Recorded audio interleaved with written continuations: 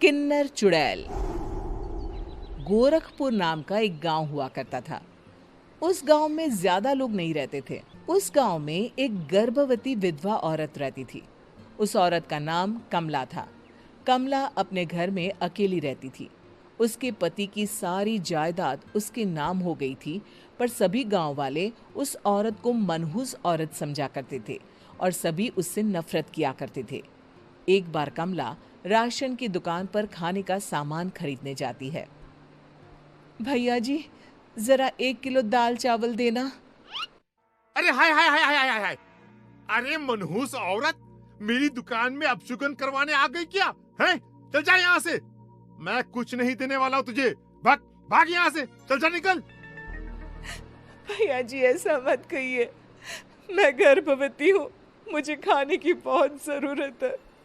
मुझे खाना दे दीजिए। दुकानदार कमला को वहां से धक्के मारकर भगा देता है। तभी कमला रोते रोते उस गांव के किन्नरों के इलाके में आ जाती है। गांव वाले किन्नरों को उसी इलाके में रखा करते थे, क्योंकि वो लोग किन्नरों को पसंद नहीं करते थे और उनके इलाके में रहने से मना करते थे। तो किन्नरों ने उसी गांव में अपना एक इलाका बना लिया था। जब किन्नर लोग देखते हैं कि एक गर्भवती महिला रोते रोते उनके इलाके में आ गई है, तो सारे किन्नर कमला के पास जाकर उसका हाल पूछने लगते हैं। क्या हुआ बहन? तुम्हारी गर्भवती अवस्था में इतनी बुरी हालत कैसे है? तुम रो क्यों रही हो? तुम डरो मत, हम तुम्हें कोई नुकसान नहीं पहुंचाएंगे। तुम शांत होकर सब बताओ कि हुआ क्या है। मैं कमला हूँ। मैं गांव के दूसरे इलाके से आई हूँ। 2 महीने पहले ही मेरे पति की मौत हुई है। मुझे गांव के लोग मनहूस मानते हैं, क्योंकि मैं विधवा हूँ और गर्भवती भी। वहाँ के लोग मुझे खाने के लिए कुछ बेचने के लिए भी तैयार नहीं, जिससे मेरा गुजारा नहीं हो रहा था। कोई बात नहीं कमला, हम तुम्हारा ख्याल रखेंगे। किन्नर लोग कमला को एक खाली घर में रहने के लिए जगह दे देते हैं और उसकी देखभाल भी करते हैं। कुछ ही महीने बाद कमला अपने बच्चे को जन्म देती है। पर अफसोस, कमला बच्चे को जन्म देते ही अपनी जान गंवा देती है। जब सब किन्नर बच्चे को देखते हैं तो बहुत खुश हो जाते हैं, क्योंकि वो बच्चा भी किन्नर ही था। कमला ने एक किन्नर बच्चे को जन्म दिया था। अब इस बच्चे की देखभाल कौन करेगा? हम तो इस बच्चे को गांव के दूसरे इलाके में भी नहीं भेज सकते। अरे तो क्या हुआ? इस बच्चे की माँ नहीं रही तो हम इसे पालेंगे। अब ये हमारे इलाके में रहेगा, हमारे साथ रहेगा। फिर वो किन्नर उस किन्नर बच्चे को गोद ले लेते हैं, उसका नामकरण कराते हैं। उस किन्नर बच्चे का नाम शक्ति रखा जाता है। देखते ही देखते शक्ति बड़ी होने लगती है। उसके रंग रूप बहुत सुंदर थे। वो बहुत सुंदर किन्नर दिखती है। एक दिन शक्ति एक किन्नर से पूछती है, माँ जी सुनिए ना, ये गांव के दूसरे इलाके में भी तो लोग रहते हैं, तो हम वहाँ क्यों नहीं जाते? हम उनसे अलग क्यों रहते हैं? शक्ति, क्योंकि वो लोग हमारे जैसे नहीं, वो लोग हमें पसंद नहीं करते, इसीलिए हम उनसे अलग रहते हैं। क्यों? वो हमें क्यों पसंद नहीं करते? मुझे एक बार उस इलाके में जाना है। मैं एक बार वहां जाकर घूम कर आऊं। शक्ति, खबरदार, जो तू उस इलाके में कभी भी गई तो अपनी जान नहीं गंवाना चाहती तो उस इलाके में कभी कदम भी नहीं रखेगी, समझी? इतना कहकर वो किन्नर वहां से चली जाती है। शक्ति उस किन्नर की बात सुनकर बहुत रोती है। माँ जी, ऐसा कैसे कह सकती है? उन्होंने इतनी सी बात के लिए मुझे इतना डांटा। अब तो मैं उस इलाके में जरूर जाऊंगी। फिर एक दिन शक्ति गांव के दूसरे इलाके में चुपके से जाती है। ये लोग तो हमारे जैसे ही इंसान हैं, तो ये हमसे नफरत क्यों करते हैं?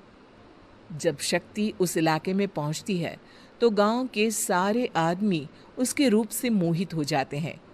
वो लोग ये अंदाजा नहीं लगा पाते कि वो किन्नर है। शक्ति की सुंदरता देखकर सारे गांव वाले उसकी तारीफ करने लगते हैं। तभी गांव का चक्कर लगाने गांव के जमींदार का बेटा हर्ष वहां पहुंचता है। हर्ष भी दिखने में बहुत सुंदर होता है। जब हर्ष ने शक्ति को देखा तो वो भी उससे मोहित हो गया, और जब शक्ति की नजर हर्ष पर पड़ी तो वो हर्ष को देखकर मोहित हो गई। आपको पहले कभी इस गांव में देखा नहीं। इस गांव में आप नए हैं क्या? जी नहीं, वो मैं बस तभी शक्ति बोलते बोलते रुक जाती है और मन में सोचने लगती है, अगर मैंने इनको बता दिया कि मैं दूसरे इलाके से आई हूँ तो वो समझ जाएंगे कि मैं किन्नर हूँ, इसलिए मुझे इनसे झूठ ही बोलना पड़ेगा। शक्ति हर्ष को कहती है, जी हाँ, मैं इस गांव में नई आई हूँ, यहाँ अकेली रहती हूँ। वैसे आप कौन है? आप भी इसी गांव में रहते हैं? जी हाँ, मैं इस गांव के जमींदार का बेटा हूँ। आपको किसी भी चीज की जरूरत पड़े तो आप मुझे बता देना, मुझे अच्छा लगेगा। ऐसे ही शक्ति और हर्ष एक दूसरे से रोज मिलने लगते। वो दोनों अपने प्यार का इजहार करने एक दूसरे से मिलने जाते हैं। तभी शक्ति का पीछा करते करते एक किन्नर वहां आ जाती है। शक्ति, मैं तुमसे बहुत प्यार करता हूँ। मैं तुमसे शादी करना चाहता हूँ। क्या तुम मुझसे शादी करोगी? हाँ हर्ष, मैं तुमसे शादी करूंगी, पर मैं तुमको अपने बारे में एक सच्चाई बताना चाहती हूँ जो मैंने तुमसे छुपा कर रखी है। तभी उनके बीच में ही वो किन्नर आ जाती है। शक्ति, तेरी हिम्मत कैसे हुई ऐसा करने की? वो किन्नर शक्ति को खींचकर गांव के जमींदार के पास ले जाती है। हर्ष भी वहां शक्ति को बचाने के लिए पहुंच जाता है। जमींदार शक्ति और हर्ष के प्यार के बारे में सुनकर गुस्से में आ जाता है और शक्ति को गांव के बाहर निकालने की सजा देता है। शक्ति ये बात सहन नहीं कर पाती और कुएं में कूदकर अपनी जान दे देती है। जमींदार हर्ष की शादी गांव की एक लड़की से करवा देता है, पर हर्ष इस शादी से खुश नहीं होता। शक्ति अपना बदला लेने के लिए मरने के बाद किन्नर चुड़ैल बन जाती है। अब मैं इन गांव वालों को नहीं छोड़ूंगी, अब इनसे मैं अपने प्यार का बदला लूंगी। किन्नर चुड़ैल गांव वालों को परेशान करना शुरू कर देती है। एक बार वो रात को गांव के खेतों में पहुंच जाती है और वहां आग लगा देती है। सारी फसल जल के राख हो जाती है। जब एक आदमी रात को उठकर देखता है कि खेत में आग लग गई है तो वो वहां पहुंच जाता है। वो देखता है कि खेतों के बीचों बीच एक किन्नर चुड़ैल खड़ी है और वहां खड़े होकर ताली बजा रही है। गांव वाला किन्नर चुड़ैल को देखकर बेहोश हो जाता है।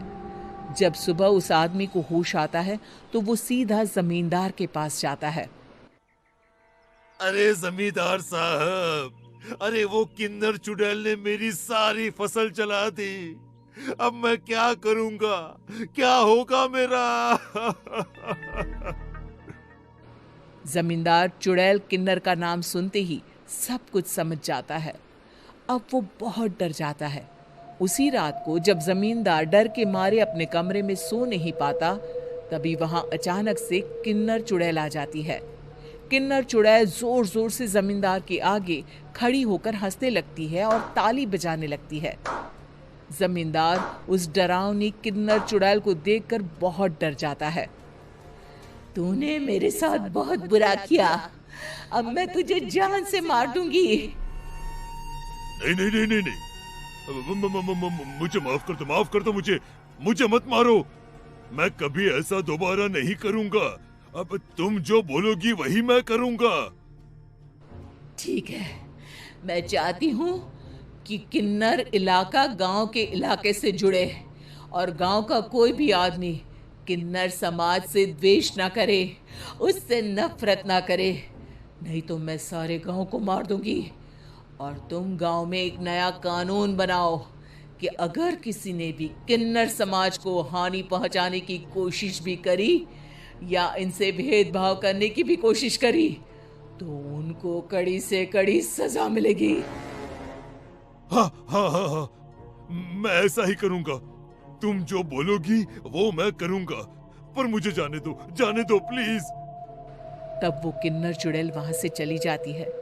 गांव का जमींदार किन्नर चुड़ैल का कहा मानते हुए दोनों इलाकों को एक कर देता है और नया कानून भी लागू कर देता है।